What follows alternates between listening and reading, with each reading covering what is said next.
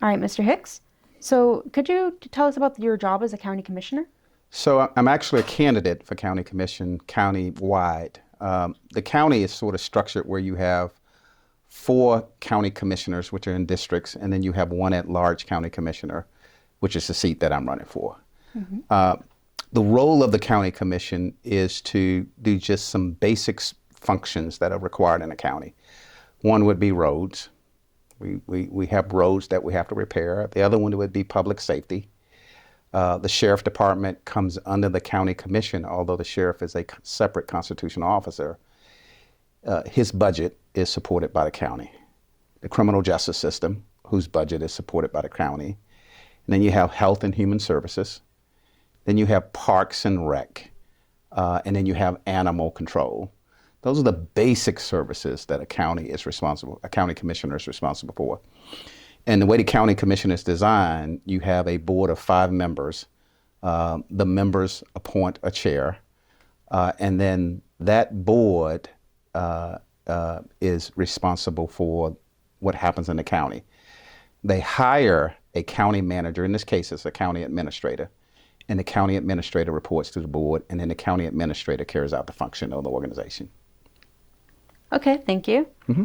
And so, about like the skills that you might need for this profession, what would you say is like one of the most important things that you need?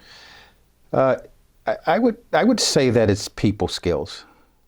We're responsible for taxation. I didn't mention that part too. We collect taxes and we provide those services.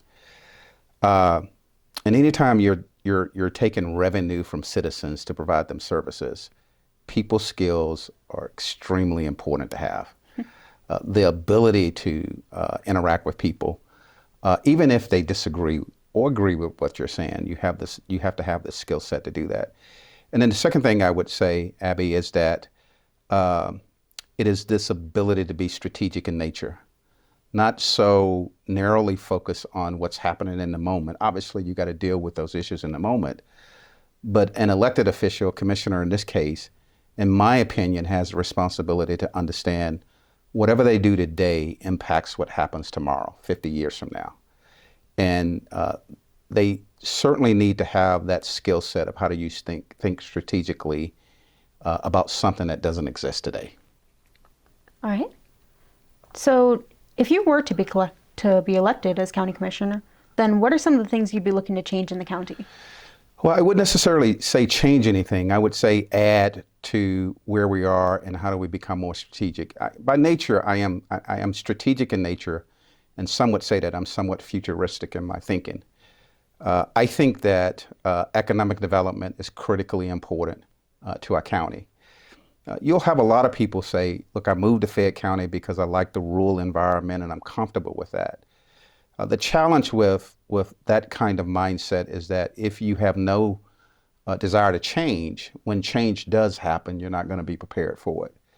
And so as a commissioner, we need to be very strategic about recognizing that change will happen.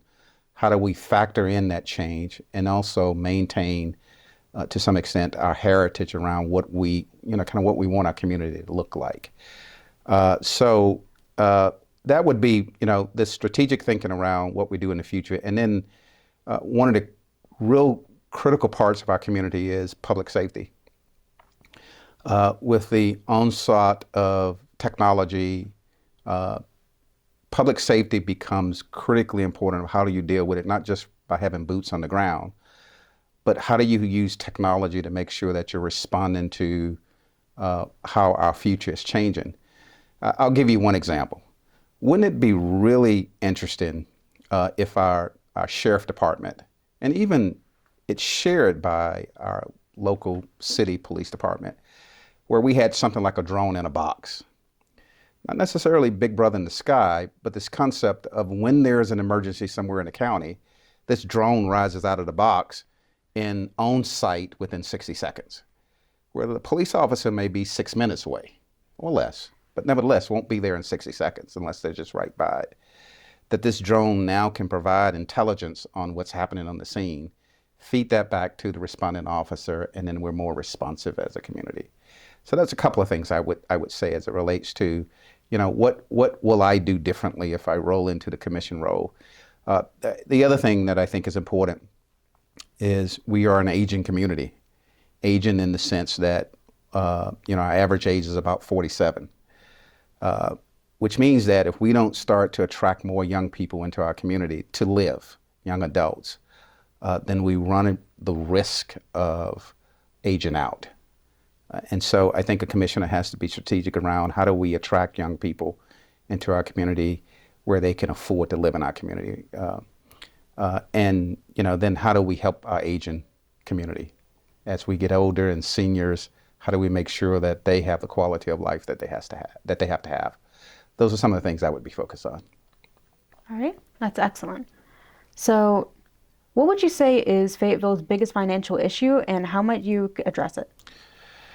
Just like any other community, our financial issue is, do we have enough revenue coming in from a tax perspective to provide the services that we need? I talked a little bit about a drone in a box for police, the sheriff department. That's an expensive thing to do. So how do you do that and at the same time recognize that you can't overtax people? And the way that I think you can strategically do that is how you do economic development. How do you bring in companies into our community, and then how they share in that? I'll tell you a little bit of something about, we receive the bulk of our money from property taxes. Homeowners pay the property taxes.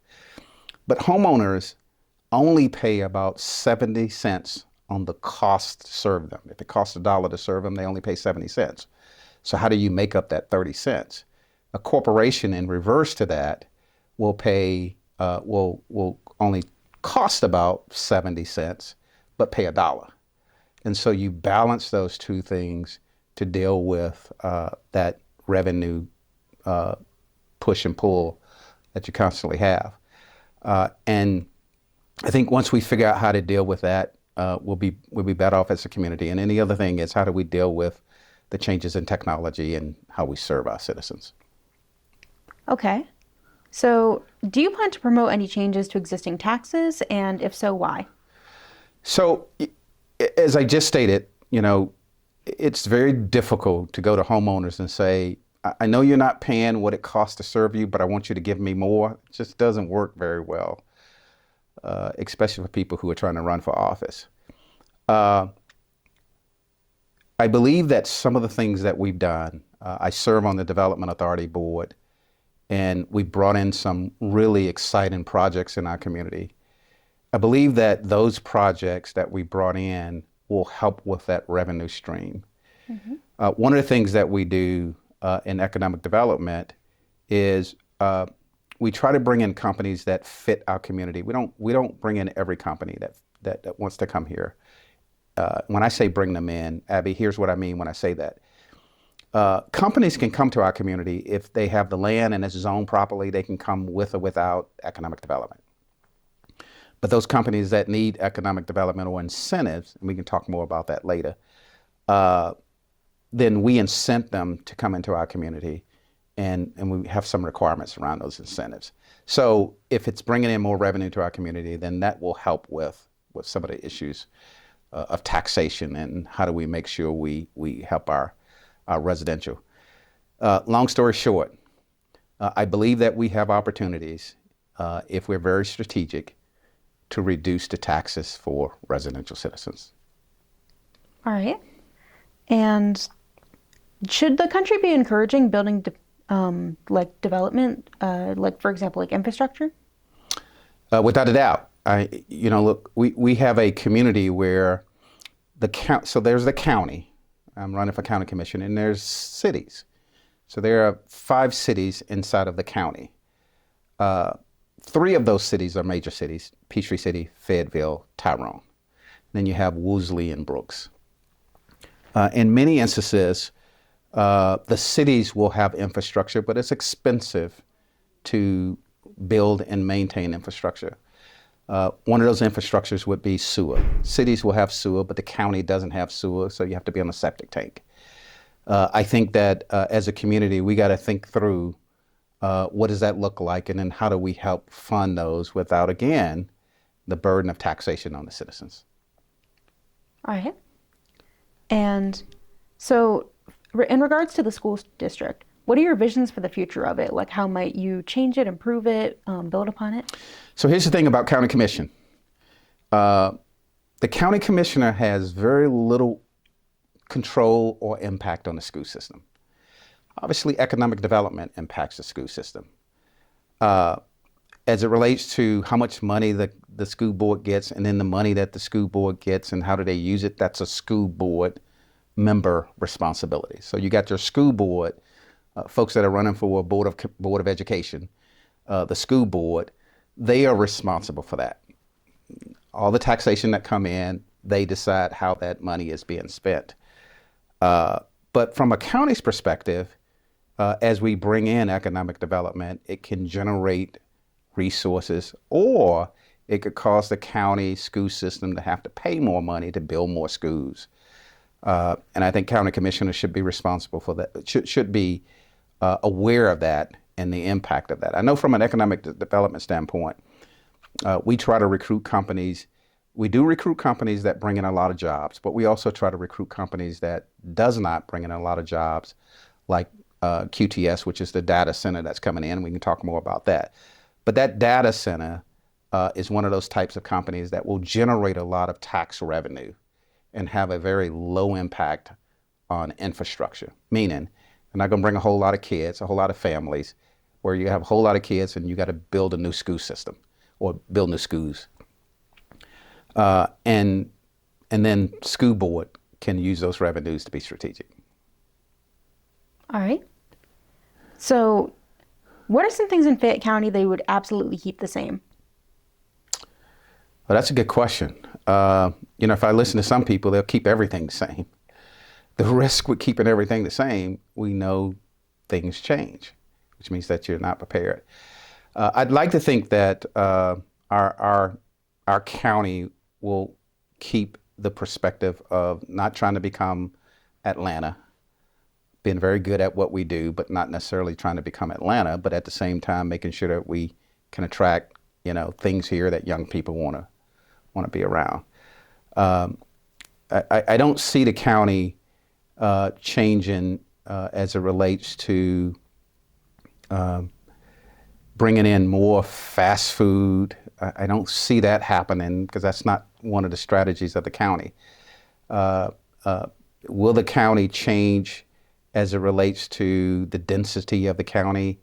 I think that may be a little bit tough, but it certainly should be a thought process. So I think Fayette County is really good at, being this bedroom community. And I think the county want to stay a bedroom community and does not want to become an Atlanta or an Alpharetta. Yeah. All right. So, how do you plan to ensure transparency and accountability in your decision-making process, and what steps will you take to engage with constituents regularly? So, as it relates to transparency, a lot of time on the campaign trail, I hear citizens say, look, we're just not transparent. And to some extent, I think we definitely have some room for improvement around how do we get information out to the citizens to make sure that they understand what's going on. But I also think that there's this responsibility by the citizens to make sure that they're paying attention. We'll go back to the data center again. A lot of people say, well, we didn't know the data center was coming. Nobody understood anything about it. Truth of the matter is, in 2016, we started talking about the data center. We started trying to rezone the land. We had public meetings around it. We had Education 101 economic development classes around what does economic development mean and why do we want data centers. We had articles in the newspaper around that. We had a lot of stuff. So there is this kind of transparent behavior, but most people don't see it until something happens that really impacts them. And then they say, why didn't I know about it? That's kind of that information is out there, but people aren't really paying attention to it until it becomes personal. But then to the credit of the citizens, there are also opportunities where we can become better at it. And your question is, how would I be better at communications? One of the things I would do as a commissioner is making sure that I'm putting information out there, that I'm attending HOA meetings, that I'm attending community meetings, that I'm even attending school board not school board meetings, but school meetings where I can disseminate information and get information out. And lastly, I would say that I would certainly help as a commissioner to make sure that our county administration is doing all that they can. They do a lot, but is there room for improvement? Absolutely. All right. And on the topic of the data center, could you provide some insight into the reasons why the impacts it will have? So, if you don't mind, let me first give you just a little bit of insight on how economic development works. I talked a little bit about how we're designed and what we're designed to do as a community. And economic development was created by statute of law. And it was created because government could not in and of itself go out and provide incentives to organizations to come to our community without violating what is called the gratuities law. I'm not going to get into weeds on that. But here's what it basically means is that they can't give something for nothing. And so in order to create economic development, the statute was created and development authority was created. Development authority has the ability by statute of law to provide tax incentives to prospects, meaning they could take your personal taxes that you pay on your home as a citizen, school board taxes that they receive, city taxes, so county, city, and school board taxes. They can take taxes that were being paid on a parcel of land and say, I'm going to give you those taxes at a what we call a 10-10. First year is 0, and then it eventually goes up to 100 in an increments of 10. And we're going to give that to you to incentivize you to build, come to our community. Now let's take QTS, which is the data center. Data center came here, and that land of 600 plus acres, it was about $11,000 a year in taxes that the county received on that land. Only 11. And people would say, well, why so small? Because most of the land was in a conservation. We recruited the data center here, and we gave the data center a 10-year tax abatement on that $11,000. So the first year they'd pay 0, and then it'd go all the way to where for 10 years, we'd get them up to 100% of that $11,000, assuming they wouldn't make any more money. The data center, when completed, will they will spend about $10 billion on building out over there. Over a 30-year period, that data center will generate in tax revenue about $30 billion. 67% or so of those taxes go directly to the school board. So if you're doing the math and you're being very strategic, if you're a school board member or you're the administrator of a school system, you can say, well, let's project out. Obviously, you can't guarantee that they're going to do it, but let's project out. And then that can be ways that a school system, a county commission, or a city, because they go to all three of those entities, can start to project based on $30 billion in revenue. But on the flip side of that, let's say we say to QTS, which we said, we'll give you 10-year tax abatement. You have to provide so many jobs, and you have to spend so much money building your buildings. If that prospect does not do those things, we create in our contract with them that we will claw back. Whatever incentives we gave you, we will start taking them back if you don't fulfill that. In the case of QTS, they pay, remember, $11,000 a year. In the case of QTS, this year, they'll pay close to $1 million in taxes. So that's $11,000 on $1 million. I would say that that's a great return on investment. So the students can look up ROI, return on investment.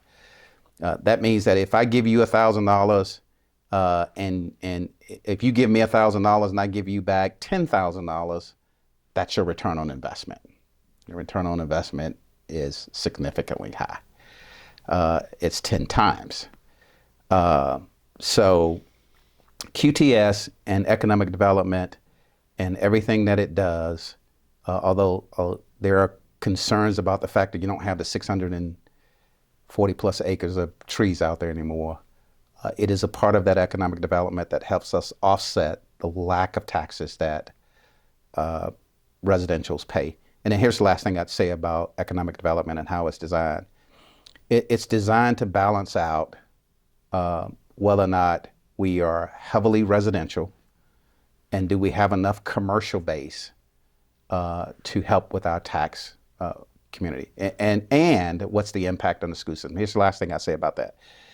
On this school system, QTS will have almost zero impact on the school system infrastructure costs. You won't have to build any more schools because they only have about 500 jobs over there. And so the school system now gets to take those resources without having to offset some of the expenses associated with it and put that back into the operating budget to help with the school system. That's a long-term impact, but nevertheless, it's an opportunity for strategic planning. I hope that answers the question. That was a long way of saying QTS is not as bad what people think it's going to be. And then for those that say that it's, it compromises the community more than it helps the community, I would argue that it's back to that lack of information. All right. And lastly, but very important, how do you think that a good county commissioner impacts the citizens of Fayetteville? That's a good question. I think where citizens are not having to complain about lack of services, that everything that they need, not necessarily everything they want, but everything that they need, there's provision for it without heavy taxation. I think how we, from a recreational standpoint, how our citizens are able to participate in recreational activities, walking in parks, even riding the golf carts, is important. And then how do they age gracefully is important to our community. And then how does the young folks participate in our community? I think if we, as a commissioner, we do those kinds of things, we're on the right path. Is there opportunities to continue to improve? Absolutely. All right. Thank you very much, sir. Sure. Thank you, Miss Abby. Appreciate it very much.